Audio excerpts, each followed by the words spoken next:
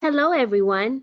Welcome to the Florida Department of Economic Opportunities, DEO, Rebuild Florida Hometown Revitalization Program Overview. My name is Shamikia Duval, and I'm on the Office of Disaster Recovery team at DEO. Today's presentation will provide an overview of the Rebuild Florida Hometown Revitalization Program for Hurricane Michael impacted communities, including application requirements, scoring criteria, and next steps for the program. Our goals for today's webinar are to provide you with more information on the Rebuild Florida Hometown Revitalization Program, explain the program objectives, and outline how your communities can apply for this funding. We will begin with a brief overview of the Community Development Block Grant Disaster Recovery, CDBG-DR funding. We will then discuss which communities are eligible for the funding and the guidelines and objectives of the Rebuild Florida Hometown Revitalization Program. Following the explanation of those guidelines, I will review the application process and scoring criteria that will be utilized to evaluate submitted applications. Then we will discuss opportunities for how you can receive further technical assistance from the DEO team. After that, we will take a few moments to answer questions. As your questions arise, please type them in the question box. As a point of information, all webinar materials will be made available on the program website. And with that, let's get started. DEO is the primary state partner of the U.S. Department of Housing and Urban Development, HUD. We administer many HUD grant programs, which include Community Development Block Grants. The Office of Disaster Recovery is a branch within DEO that oversees CDBG-DR funding for Hurricanes Hermine, Matthew, Irma, and Michael, as well as the CDBG Mitigation Program. Rebuild Florida is a program of DEO created with federal funding to help Florida's long-term recovery efforts from the devastating impacts of recent storms. The CDBG-DR allocation for Hurricane Michael totals $735 million. As we are all well aware, Hurricane Michael made landfall in the Florida Panhandle in October of 2018. In May of 2019, HUD announced $448 million in CDBG-DR funding, followed by an additional $287 million in December of that year. On January 2nd, 2020, HUD published the Federal Registry necessary for the state of Florida to develop its federally required action plan to access the funding. In February of this year, DEO hosted several public outreach meetings throughout Hurricane Michael impacted communities and hosted a webinar to seek feedback on development of the state action plan. In March, DEO posted an initial draft of the state action plan for public comment and submitted the state action plan to HUD on May 14, 2020, months ahead of schedule. The state action plan was approved by HUD on June 26, 2020, and since then, DEO has launched the following Rebuild Florida programs on your screen. HUD designated Bay, Calhoun, Franklin, Gaston, Gulf, Jackson, Liberty, Wakulla, and Washington counties as most impacted and distressed mid-areas. The state of Florida then designated an additional 3 counties, Holmes, Leon, and Taylor, as the remaining mid-areas. According to the guidelines set by the Federal Registry, at least 80% of the allocated funds must be spent in HUD-designated mid-areas, shown in green on the map. The remaining funding can be spent in state-designated mid-areas, shown in blue on the map. DEO will use the allocated funding to launch 6 disaster recovery programs in the HUD and state designated mid areas. The Rebuild Florida General Infrastructure Repair Program, which launched on September 2nd, 2020, is designed to fund infrastructure restoration and improvement projects in communities impacted by Hurricane Michael. The Rebuild Florida Hometown Revitalization Program, which launched on November 18, will support the recovery of economic activity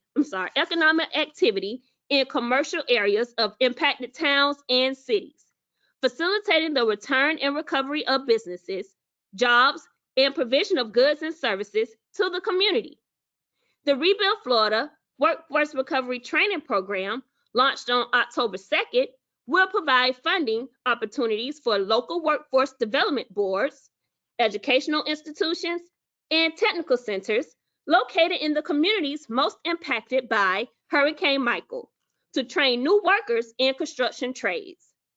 The Rebuild Florida Voluntary Home Buyout Program, which launched on August 17, 2020, is designed to encourage risk reduction through the purchase of residential property in high flood risk areas to help reduce the impact of future disasters.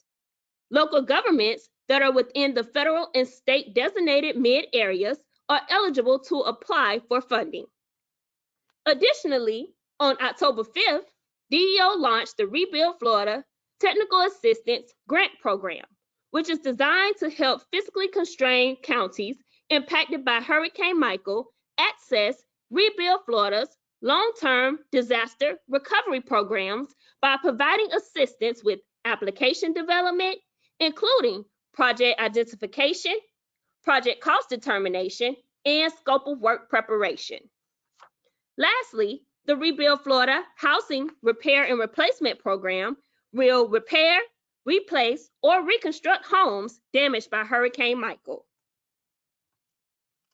As we previously stated, the Rebuild Florida Hometown Revitalization Program application cycle opened on November 18th, and the deadline to submit an application is February 16, 2021.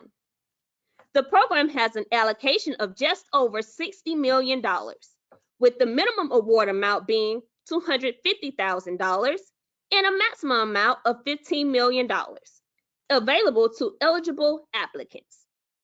DEO will use a subrecipient model to administer the grant funds to eligible applicants. Those who are eligible to apply for this funding include unit of local governments, state agencies, community revitalization agencies, community development districts, community-based development organizations, or nonprofits that primarily engages with community redevelopment activities that applies in partnership with their unit of local government or state agency. Projects must benefit HUD and state designated mid areas in HUD's national objectives of benefiting low and moderate income LMI persons. Slum and blight and or urgent need must be accounted for in all project proposals.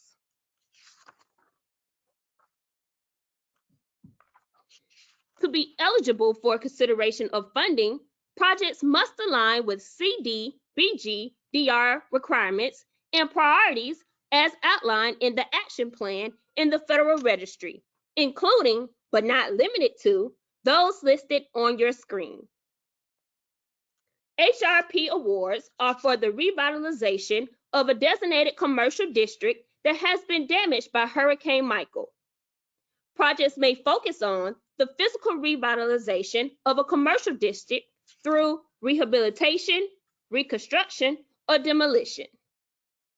Eligible use of funds include, but are not limited to, public facility improvements, improving streetscapes, lighting, sidewalks, and other physical improvements to commercial areas, acquisition, demolition, site preparation, or rehabilitation of commercial structures carried out by a unit of local government, assistance to small businesses for rehabilitation and physical improvements to their places of business, and facade improvements to private or public structures in commercial areas.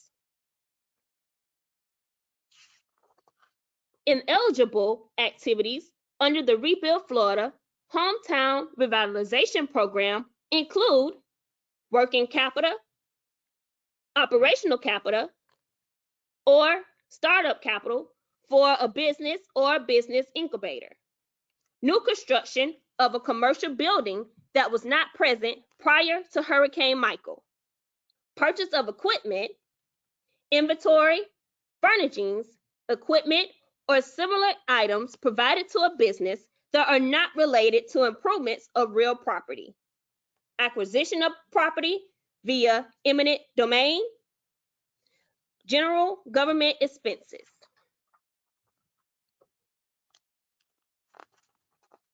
DEO will apply a two-phase process to review applications. First, proposals must pass HUD, CD, BG, DR threshold compliance criteria. Second, DEO will review and score each proposal based on scoring criteria as seen here. If a proposal does not meet any of the threshold criteria, DEO cannot proceed to score it for funding consideration. Threshold compliance criteria include benefit to LMI individuals and benefit to LMI areas. Projects or programs must also address a clear unmet need, be tied to Hurricane Michael, and primarily serve housing activities. Once a proposal is determined to satisfy CD, BG, DR's threshold compliance criteria, then DEO will apply scoring based on the following scoring criteria for a maximum of 140 points. Number 1, overall LMI benefit. To meet this criteria and to receive a maximum of 30 points, the LMI score will be determined on the service area the project serves. In order to calculate the LMI score, the applicant should provide their LMI data for the project service area in a percentage form. For example, if the service area LMI is 65%, DEO will multiply by 30, the maximum amount of points, to receive the final LMI score of 19.5 points. Number 2, project description. For a maximum of 20 points, write an overview/summary not to exceed 2,500 words of the project being proposed. State the project purpose and include a description of the proposed activity. Next, specify the businesses that will be assisted by completion of this project. Then, describe the tieback to Hurricane Michael. Next, describe how the work will be done and the team assembled to complete work. Explain the method used to determine project funding requirements. Next, describe anticipated outcomes. Describe how the project will be maintained after it is completed. If you are using the LMI National Objective, provide justification for using slum or blight or urgent need national objective. Number 3, project impact. For a maximum of 20 points, the applicant must describe the impact of the project in expanding permanent employment opportunities, including opportunities for LMI individuals. Number 4, leverage of funds. To receive 20 points, the applicant can leverage other funding sources for the project. This can be achieved by using HRP funds as local match for federal programs such as FEMA PA, or when the community uses local funds to supplement the HRP funding. Number 5, management capacity plan.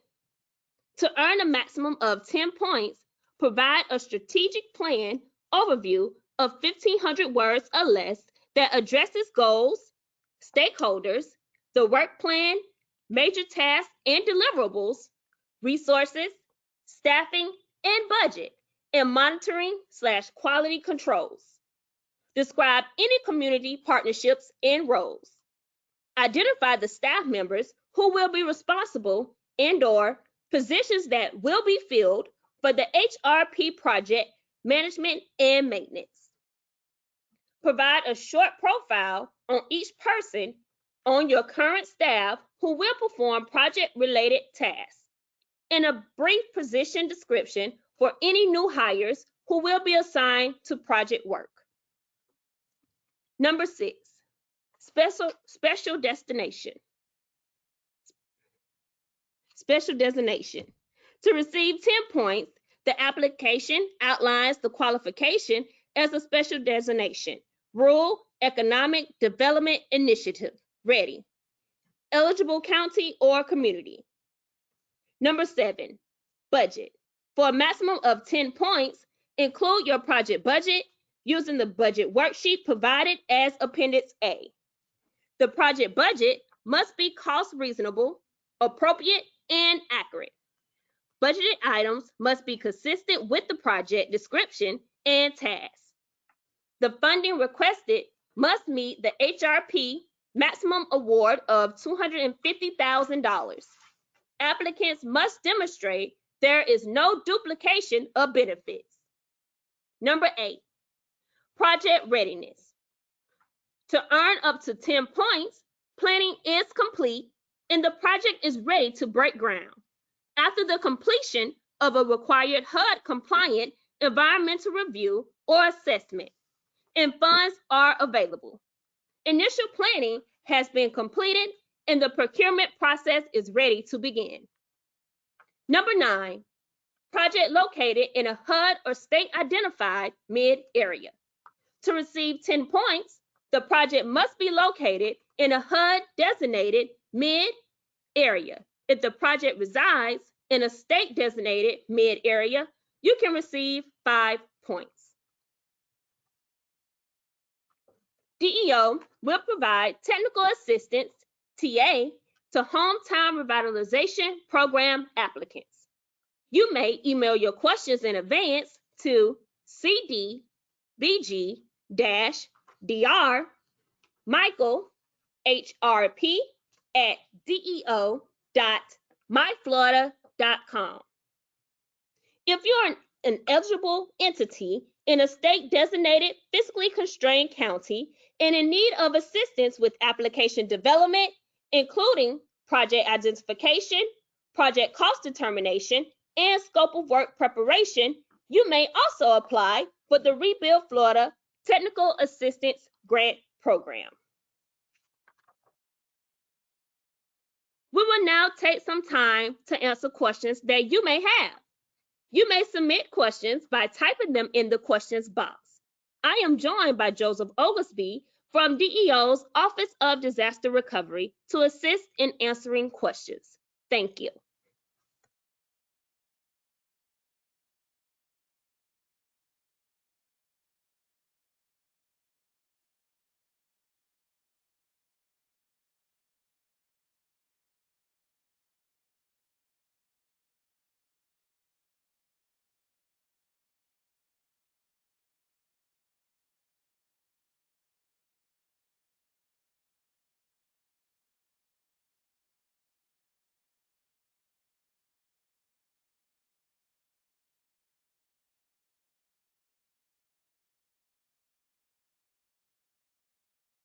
Good afternoon, everyone. My name is Joseph Oglesby. I'm the Bureau Chief for Business and Economic Recovery. First of all, I want to thank you for your attendance today. We look forward to working with each of you on this program. Just a few housekeeping things I'd like to mention. Please remember that this presentation will be posted on our website. That way you can come back later and see the slides as well as see the transcript. So please remember you're always able to go to our website in order to view material that we have posted. We've gotten a few questions in, so we'll just go ahead and get started. It talks about, is there a minimum requirement for to be included, be able to include your leverage to receive those points? There will be a point scale added to our guidelines. That was an inadvertent mistake that we did not include that information, but our guidelines will be updated shortly to show you the scale where you would receive points. Obviously, if you have a project, we're not going to be able to give you full points for only maybe putting in, say, $1,000 of a 60,000 or a $15,000. I'm sorry, $150,000 project. So there will be a scale, but we want to make sure that if you do leverage some of your own funding or either leverage with other funds, that you do receive points. Another question we have, does the applicant need to identify itself as one of the special designations, or will DEO do that? So you will need to notify us in the application that you are in a specially designated area, and then obviously we will check up on that. But yes, you will be required to go ahead and let us know. All right, we've got another question. Let's see here. Can you submit an application for a project that is listed would be urgent need since it's in an LMI area, not in a over 51% LMI area? Yes, you could present the project as an urgent need project, but please remember HUD is going to be pretty particular in what they would designate an urgent need. So if you would, just maybe if you have an idea of what the project is, please feel free to email us, or either we can provide some TA one-on-one to kind of talk about that particular project to make sure it would fit the urgent need mold. So thank you. Okay, moving on. How many applications can an entity submit? So if you are, let's say you're a community and you have multiple commercial areas that you would like to have to participate in the program, you are able to submit multiple applications. There's not a cap on this, but it would need to be, those areas that are designated within your community.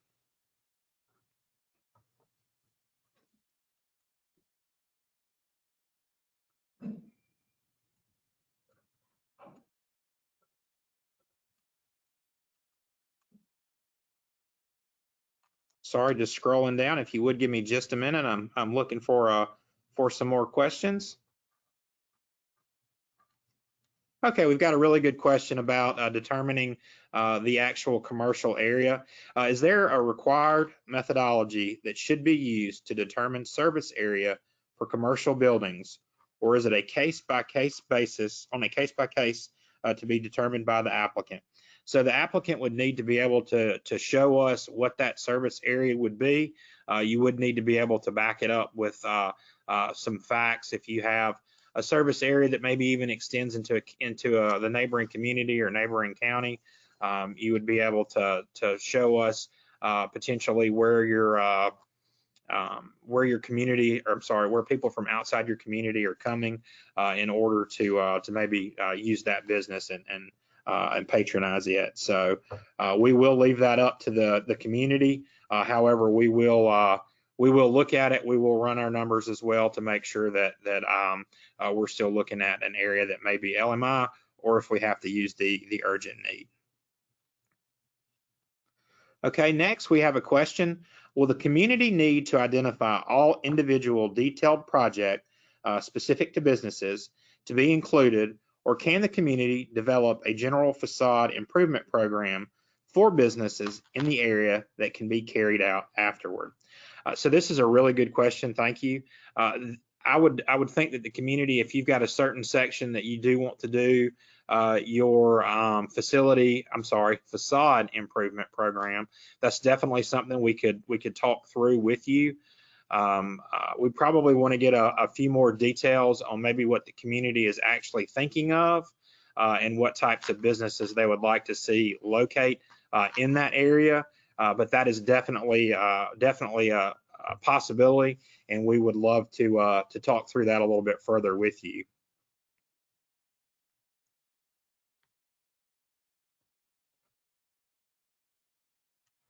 All right, we have another question. If a nonprofit would like to apply in partnership with their unit of local government, does an agreement need to be in place prior to the submission of an application? Yes.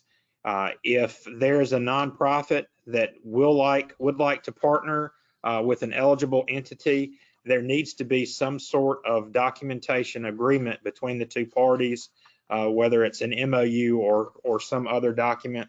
But yes, that does need to be in place. Very good question. Thank you.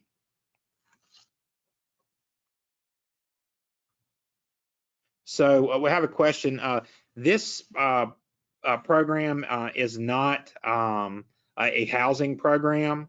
We're not doing anything with housing in this program. And yes, there is a damage tieback that's required. That's a great question, and we want to make sure that we mention this. There has to be a damage tieback to Hurricane Michael in order for us to be able to come in and use these funds. We can't come in and help you with deferred maintenance. If there was an issue before, there's really not a lot we can do. Obviously, if there were issues that were directly attributable to Hurricane Michael, those are activities that we will definitely be interested in. One thing that I would like to mention, as you are working on your your applications and your projects, please feel free to give us a call, email us. You know, we're here to be your partner and work through this program with you. I would like to mention, as you are working through your application, you're given certain maximums of words to use in certain areas. Please make sure you actually take advantage of supplying that narrative to us.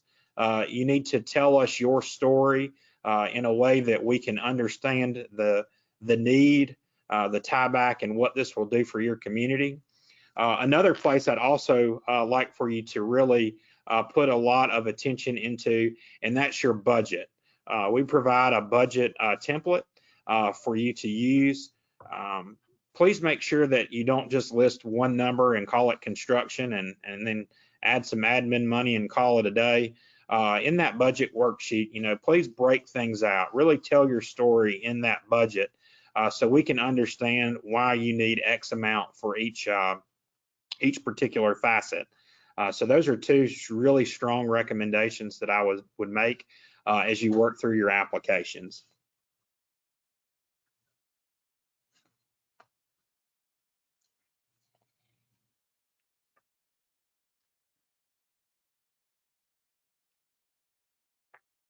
Seems like we may have an error on our word count. Someone mentioned we have listed a 1,500 word count for the management capacity in our presentation and guidelines, but the application says 2,500. You do have 2,500 words, so thank you for that. We can make that correction. Thank you for pointing that out. And just to remind everyone, there may be guideline changes throughout the process. So please refer back to our website. You'll be able to see on the guidelines, there'll be a reference if the guidelines are updated. For instance, this change will be made, it will be notated, and where the actual edit was made. So we appreciate that being pointed out.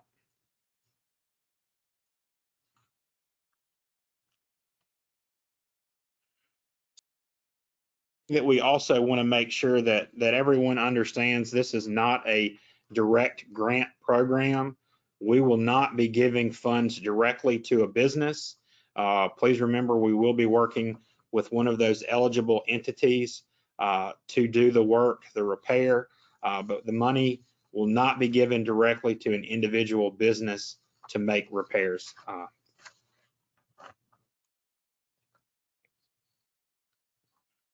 A couple other things we may want to really hammer home while we've got a minute. We want to make sure that everyone understands that projects must designate a specific identifiable commercial area within your location. You all know your communities better than we do. You need to be able to adequately explain to us why you've designated a certain area as your commercial area. So please be able to defend that if we do have any questions to ask. We need to make sure that anything that is being applied for is located entirely within that one district. It does need to be in a contiguous area, and it needs to be primarily commercial in nature. And there does need to be a minimum of 3 different commercial spaces involved in that. We're really excited that we're partnering with a TA provider. So if you are in one of those fiscally constrained counties, please take advantage of this. We're looking forward to being able to offer this to you. And as the presentation said, this is development of the project, what should we do, and development of the application. So a really good opportunity in this program. We have a really good question. How long do we have to take care of these projects? So once you actually execute your subrecipient agreement, you would have 24 months to complete your project. There could be a possibility of a 12-month extension. So please keep that in mind. HUD does require us to close these grants out within 6 years of when we sign our agreement. So we want to move through as quickly as possible to make sure that we get this money back in the community and rebuild as quickly as possible.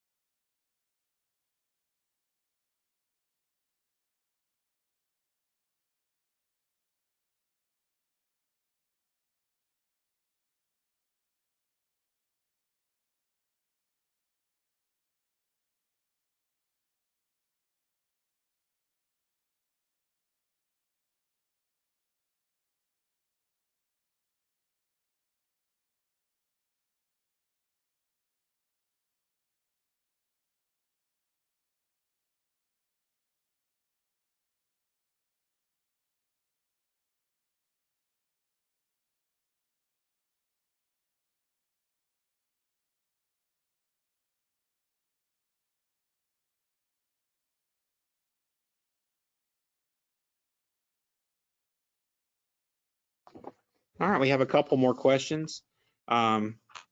If damage tieback is required, does that eliminate any new construction? So if you have something that is completely new, no, that is not something that we will be able to participate in. Unfortunately, we're not allowed to do new construction of a building. These funds are to come in and help you repair a significantly damaged building. If you did have a commercial building within this contiguous area that is so heavily damaged that it may need to be demolished and rebuilt, that is a conversation that we may be able to have. However, building a new commercial building is not an eligible activity.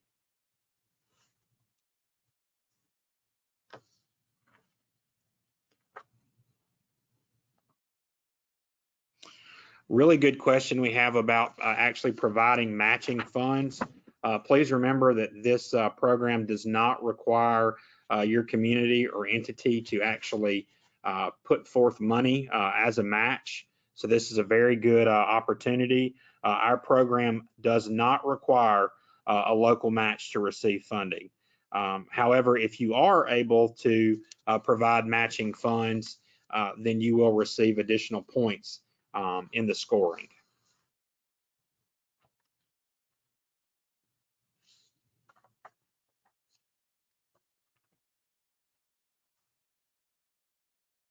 So we've got a question. What about streetscapes? Must that be about repairs of existing streetscape versus adding lighting or sidewalks? So these are eligible activities. under the program.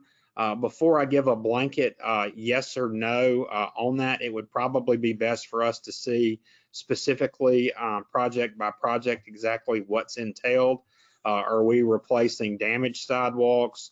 Are we adding lighting that maybe was damaged? In addition to making some of those repairs. So those are eligible. There could be possibilities where you are able to enhance as you repair. So it would probably be best to get some more specifics about the project before we give just a blanket yes or no answer. So very good question, though. Thank you. We have a question. Are there any programs for new construction? Unfortunately, we've been given guidance from HUD that these funds are not used specifically for new construction. We're able to use these funds to renovate, rebuild. If there's been a particular building that has been completely, it's damaged where it's not now cost prohibitive to repair. That's a situation where something could be rebuilt. But no, we are not able to do new construction. And this is from guidance that we have received from HUD. We've got a couple more minutes before we need to wrap up. So please continue to send us your questions. And want to remind everyone that this presentation will be made available online. The recording will be available. So you will be able to hear these questions again. They're not included in the transcript. However, they are in the recording. So feel free to listen to these questions and answers again.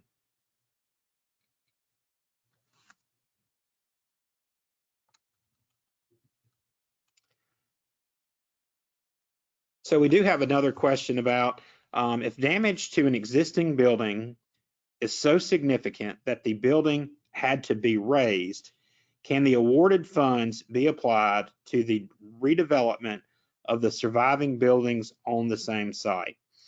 That is a possibility. However, there are going to be some things that we would need to find out from the applicant before we were able to really move forward. Basically, we would need to know how the demolition contract was procured, what sort of environmentals may have been done. So it is a possibility. However, we really would need to get some specific information on how that actually came to pass. But thank you. That's a very good question.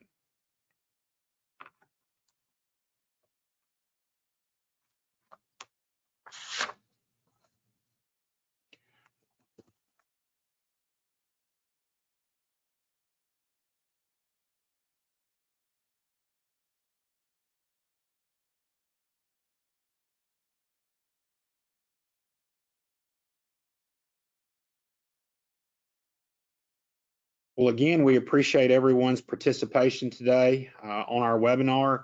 We look forward to working with you in your communities as you continue to rebuild from Hurricane Michael. As I've said, this is not your only opportunity to ask questions. Please reach out, send questions to our email. Please call if you need assistance. We're here to work with you. We are looking forward to getting in the area and helping as much as we possibly can. So again, we look forward to meeting you individually and working together. And with that, we will go ahead and end the webinar. Have a great afternoon, and we look forward to talking with you later. Thank you.